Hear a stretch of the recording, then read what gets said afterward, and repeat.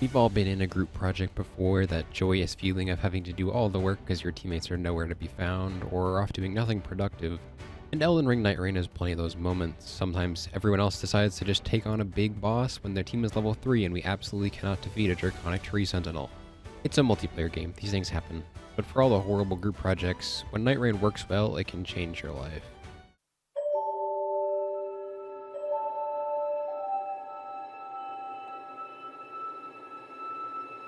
In line with the main Elden Ring other Souls-like games, the biggest takeaway is perseverance. You will lose time and time again, sometimes it's a total wash, and others you get the boss within an inch of death and he pops and ults and then that ruins the run. The loop is getting back up from defeat and going again. The loss stings, but with every defeat it's one step closer to victory. The inevitable defeat is one part of the process that will lead to victory. Whereas the core games are more about trying again and again until victory lands in your lap, Nightreign is more about survival. The addition of 2 other players and the ability to revive them changes how you go about your team interactions. It adds the addition of more traditional MMO type roles like tanking, support, etc., which turn the solo battle into a coordinated effort to work together to mitigate loss. You can die in Nightreign, but you don't want to. The less you die, the easier the future deaths will be. The less you die, the quicker it is to come back from the brink. And there are certain characters where your impact is tied directly to the survival of the team.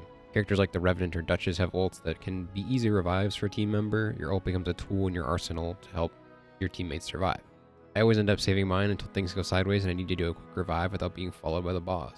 So many Night 3 bosses have moves that can down 2/3 of your teams. There are moments when it's time to clutch up and take care of your team. Nightreign is much more about risk assessment than just banging your head against the wall until eventually you win. Each area presents itself with its own benefits and difficulties that you have to take into account when you're going about the world and the match itself. There are areas like the ruins or the cave which give their own unique rewards and are generally easier, but there's also the smaller bosses that can give a much needed rune injection. The map is completely open to you at the start and you have to decide if it's worth it to go fight a boss at level 1 or to grind your character up for a bit to make your life easier. And a lot of this comes down to the few seconds you spend in the air browsing the map for a route to take. The world's your oyster and the route you take will dramatically affect how the run goes. The risk assessment presents itself in the routing, but also in the heat of battle. Whether it be a small little boss or the Night 3 boss, you're making countless decisions. The biggest strength of Nightreign is that it forces you to make these quick decisions for the sake of your team. You can go off on your own, but the game incentivizes you to work together towards a common goal, which in the reality is basically the core of every group activity in life. The map is full of potential areas to go, but someone has to start planning their route. The fun part of playing solo with no comms is that inevitably someone takes charge to guide the team. Taking the lead to make the moment-to-moment routes for success ends up falling to someone, and when no one does it, someone always ends up stepping in because you need one. And it's the same whenever you work in a group. Someone has to guide the team into some semblance of a path. But like with any group interaction, there are team dynamics that come into play for better or worse.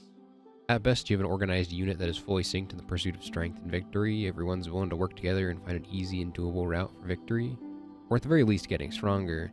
And then you have the guys who decide to take on a major world boss at level 3 and proceed to spend the entire time getting their skulls bashed in. But this is also part of the experience. This is by design. But all of these situations do lead to the inevitable thought of sometimes you have to cut your losses, whether it be against a boss you're clearly outmatched against or the inevitable arrival of the storm. For all the perseverance required to play any Souls-like game, sometimes you need to move on for the sake of the team. There's nothing more frustrating than being stuck with a team that clearly wants to beat the strong boss when it's not possible or will waste the entire time that could be spent in 6 other places for better effect. And sometimes all you need is to be the one to take charge and admit defeat and the team hopefully follows. Again, it's the same notion of someone taking charge to guide the team. And for gamers, I imagine they'd be hard to do, but Nightreign forces you into situations where someone has to step up, and ultimately through accumulated hours, the player becomes more comfortable with taking charge, because ultimately you don't know if it's someone else's first run or their 100th. And if no one's taking charge, then assertiveness will do wonders for yourself and for your team. And sometimes that shows by running away from a boss to go somewhere else, and others it shows by hiding the boss so that your teammates revive someone. Along the lines of split-second decision-making, the reviving aspect of Nightreign has that in spades. The instant a teammate dies, several options pop up. Do you go off and revive them yourself? Do you let your teammate do it? Or do you hold off because your ult is coming or you're about to beat the boss? And all of these are working together altruistically. In the heat of the moment, you have to assess all these options and pick the course of action that will work best with the situation at hand. And I love this aspect of the gameplay because any route you pick feels not quite optimal, but cohesive with the team. It's a lot of you're just doing the best you can, not necessarily the most optimal thing out there. The wordless communication makes the decision entirely on each player to work together. I can definitely see the downsides of it because there is definitely more cohesion when you have actual comms with your teammates. But the impromptu teamwork illustrates my point a bit better. If you can make a functioning unit with total strangers in a video game, you can do it in real life, you can do it anywhere. At its core, Nightreign is about teamwork. Whether it be with your boys or with complete strangers, you are now a team working towards a common goal. For better or worse, you have to understand your teammates and how they play the game. You have to understand what they prioritize, how good they are at the game, if they want to work together, etc., etc.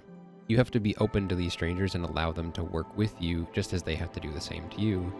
And by working together, you share the same emotions. The sting of defeat will affect all of you just as the inevitable victory will feel so much better.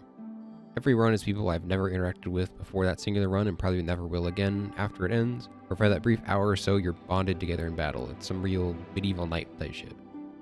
Maybe it's just because I don't have a friend group to play Nightreign with, but I love the multiplayer aspect of it, especially the non-verbal communication. It feels so good to be unable to talk to these people, but still be able to work efficiently as a team.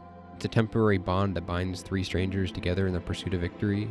I can definitely see the inherent flaws with it, but I love it all the same. All the issues are present in everyday life situations with other people. They aren't always going to be the most productive or useful situations, but there will always be teams in life, and they may not always be with the most optimal people in them. And Nightreign being a video game provides you a safe environment to grow in your cooperative efforts. It won't always be smooth sailing, but by putting yourself in situations where you have to work as a team, you are implicitly building those teamwork muscles. And now for my obligatory Haikyuu mention. There's a character who embodies this whole notion the most that I want to talk about, which is Kita Shinsuke from Haikyuu, who is a character whose whole moral groundwork is built upon the accumulation of effort. The process of improving will inevitably lead to results and growth. And the same thing applies in Nightreign. Beating a boss in Nightreign is just the result of all the failed attempts culminating in a final victory. In the same way, the repeated groups you find yourself in every Nightreign run are accumulating experience of the groups. Life is this series of experiences that accumulate to make you a better and stronger person. Each step on the journey is a piece of knowledge and growth for the future. Each failed boss attempt is knowledge on them that can sit in your database for when you run it back again. And when victory comes, it's a result of all those failed attempts. To use a non-anime analogy, when Nightreign came out, how many of you found that some of the bosses were a little easier since you had played Elden Ring? Or really any Souls game, because they're all kind of there. Example, like the Tree Sentinel. They feel more familiar and more easily navigatable than before, and then that asks the question, why is this? And it's because of your accumulated experience fighting him in the main game. You already have that knowledge stored within you, and you can pull it out when you need it. You may not be aware of it, but it's there. Your ease of the boss is built upon the hours and hours you spent dying to him in the starting area of Elden Ring, and all those hours made him easily understandable, and now when you fight him in Nightreign, he's still a bit challenging, but the world lines are visible and he feels doable. It's the crystallization of all your past efforts leading to results in the present. And this can be applied to anything in life, really, especially learning a new skill or art form. I've taken the notion while learning how to draw, just as you can take it to playing a multiplayer video game to improve your social skills. So in reality, playing Elden Ring Nightreign makes you a better person by just playing it and accumulating the knowledge and experience of working together with strangers in a high-pressure environment. Hundreds and hundreds of hours you log will change you and make you a better person, whether you realize it or not. And that's the joy of life. You can make yourself a better person by just playing a hard video game. And I think that's pretty neat. Now if you'll excuse me, I have to keep playing now that I've justified the inevitable 100+ hours I will be sinking into Nightreign.